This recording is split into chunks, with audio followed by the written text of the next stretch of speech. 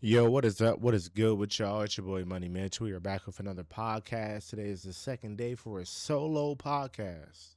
And I've been thinking about this topic all day. So, the topic we're going to discuss today is central casting, aka background actors, aka people that do absolutely nothing but make your life hard.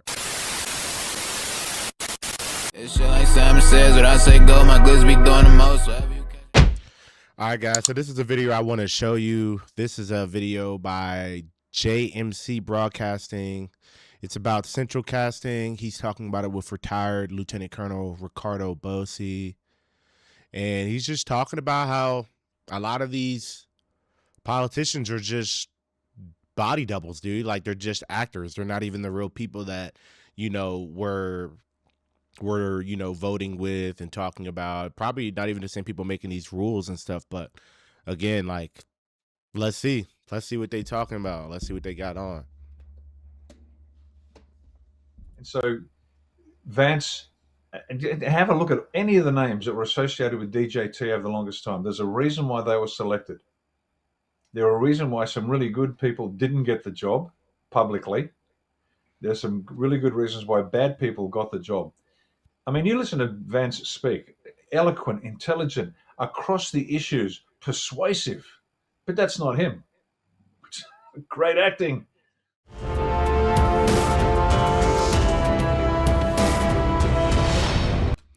All right, so right now they're speaking on JD Vance, Vice President.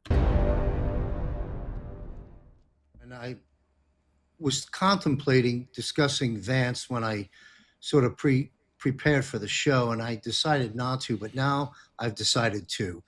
You mentioned his name casually in the beginning of your analysis. So I'm going to go there, sir, and completely unaware of what your response will be. But, it seems to me individuals are being used, being plucked out of the crop of humans. And it looks to me like they plucked out of the crop of humans a guy named J.D. Vance to become vice president.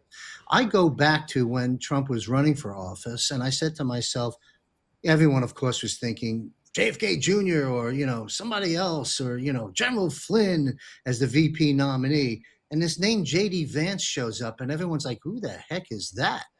And then they did the homework. Ambrosia, adrenochrome business, all kinds of interesting things came out immediately thanks to our digital warriors and digital soldiers. Now, I, for one, have not researched it any further beyond what I've just stated.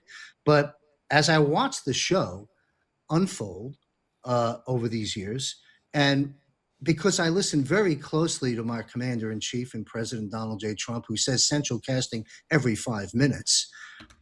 Donald Trump says central casting legit every 5 fucking minutes. Like, if you watch any time that man speaks about anything, it could be literally anything, and he's going to bring up in some way, shape, or form central casting.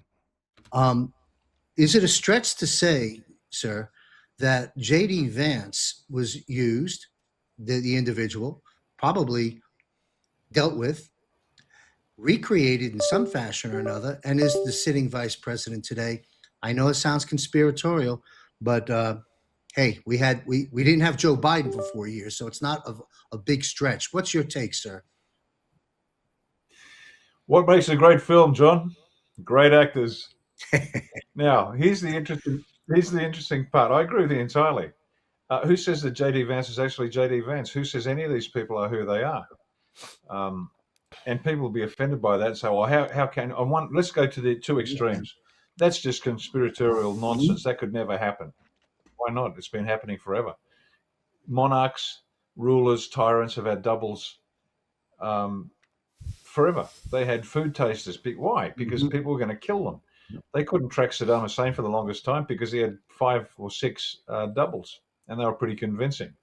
I'm sure the cabal knew exactly where he was, but that's not the point. The idea was to give the people the impression they couldn't find him. Not true. Cabal knows where these people are all the time. So no, the fact that there's doubles or fakes is quite normal. It's de rigueur.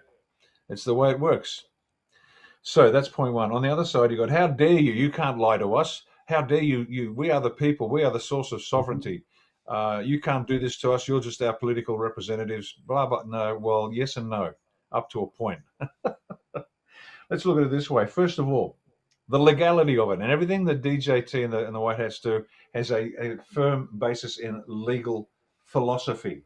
Now, what is that? Well, let's talk law. The Smith-Mundt Act. Now, what's that? The short version is the US cannot propagandize the people, meaning they can't propagandize, they can't lie to their own population for the purpose of advancing anything, even a legitimate objective. They can withhold information and say you can't know that because of security concerns, but they can't actively lie. Then the Smith-Mundt Act, said no, you can't do it. Now, what's DJT doing? He's doing nothing more than employing the tools that were left to him by his predecessor. And who was the predecessor? Obama. So in 2012, and then finally came into force in 2013, the Smith-Mundt Act was modernized. The net result of that was, yes, you could propagandize the American people now. You could lie to them. Now, is that moral or sound? Well, I don't think so. But guess what? It's lawful. Why? Because Obama made sure it happened. So how about that? So you don't like being lied to by a president? Well, point the finger at the individual that made it possible. So all DJT is doing on one level, and this is just on a presidential level, forget the commander-in-chief, and his laws are very different, extremely different. So even at that presidential level, he's only implying the laws that you're under Obama. So if you're cranky about it, go talk to the Democrats, go talk to Obama, go talk to Biden. Well, you can't because they're all being tried, found guilty and executed, but you get my drift here. So once again, there is a lawful underpinning to what DJT is doing. Is it unpalatable? Yes. Should the Smith-Mundt Act adjustments that were made to make it lawful to propagandize the US be reversed? Absolutely.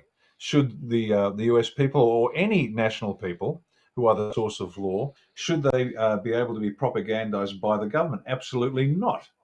It's abhorrent to anybody with a sense of by, for, and of the people. You can't do it. So, and there's a million positions in between those two positions. But what people are being subjected to is a series of tactics and strategies employed, established by the bad guys, being utilized by the good guys to then reverse everything the bad guys have done. And you can bet your bottom dollar that when this is done, all these nonsense laws that were created by the cabal and under the cover of the Democrat Party, for example, they'll be removed. And yes, goodwill and peace to all men will descend upon the earth, and people will be the source of all law. All that's a long way down the track, but that's what's been going on here.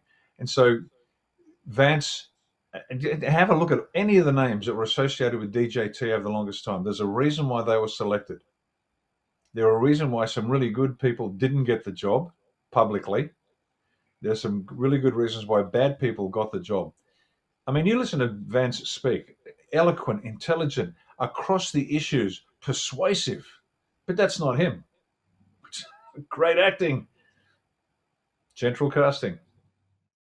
All right, guys. So I just want to let you guys know I am not political in any way, shape, or form. I just thought this was interesting about central casting.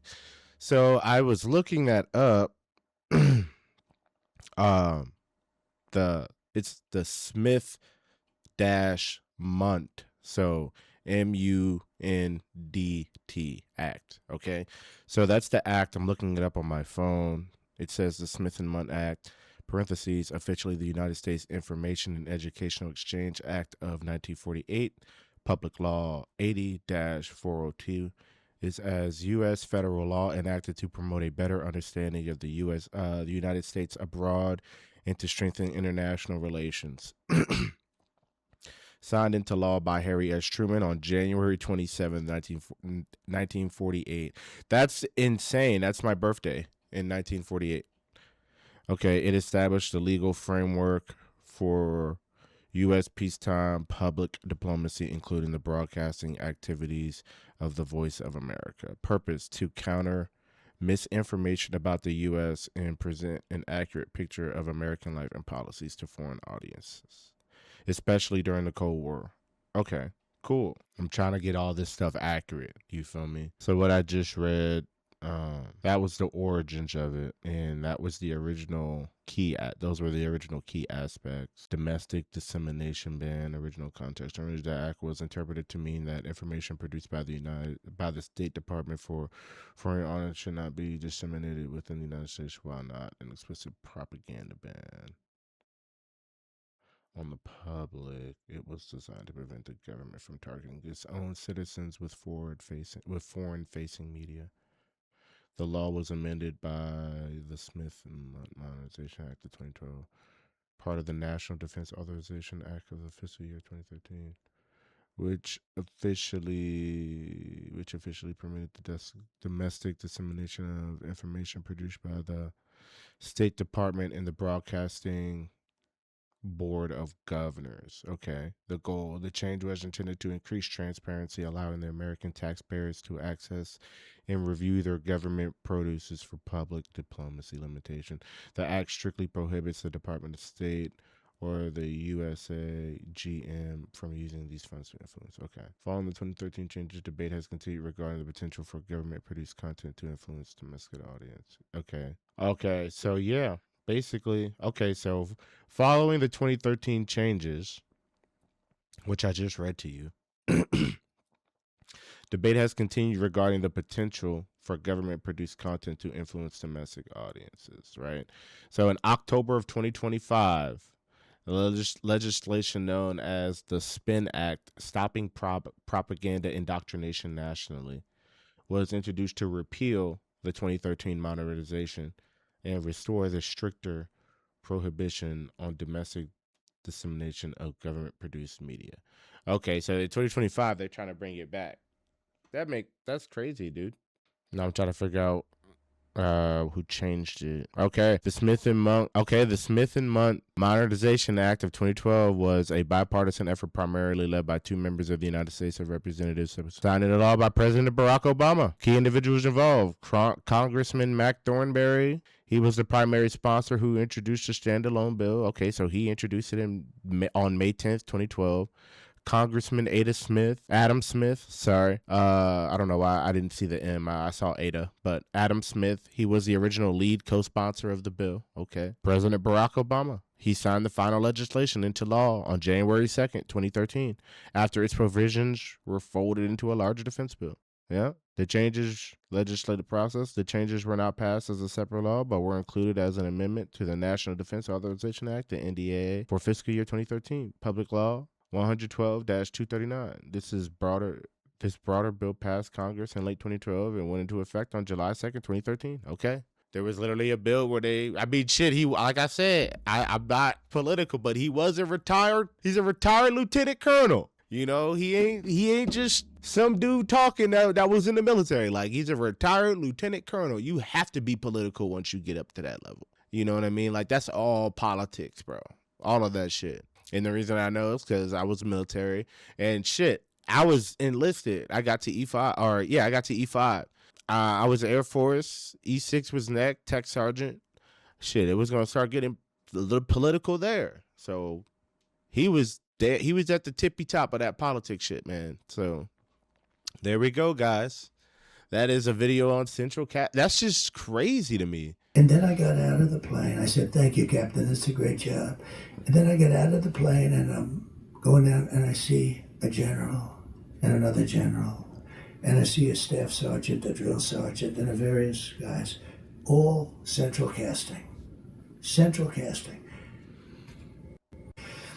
So Trump just had a meeting with the Japanese Prime Minister Takashi, and some of his comments have echoed throughout this past year, and these sort of odd sort of phrases that he's been saying. And so I want to discuss some of these phrasings because it's making a lot of Anons, as well as just even the mainstream media, pick up on it and then write their own reporting on what they think this means. And so if you've been following me or Q or many other Anons for a long time, you guys know that some of these code words, or even from his first presidency, especially if you are on the boards, were referring to certain affirmations or code words, in that there is a continued operation going on behind the scenes, something that can't just be publicly stated, but to each their own. As they're waking up, as they're researching, they can take home their message, to each their own. And so this is what's happening as people are waking up more and more to, whether it's to the degree that you're being informed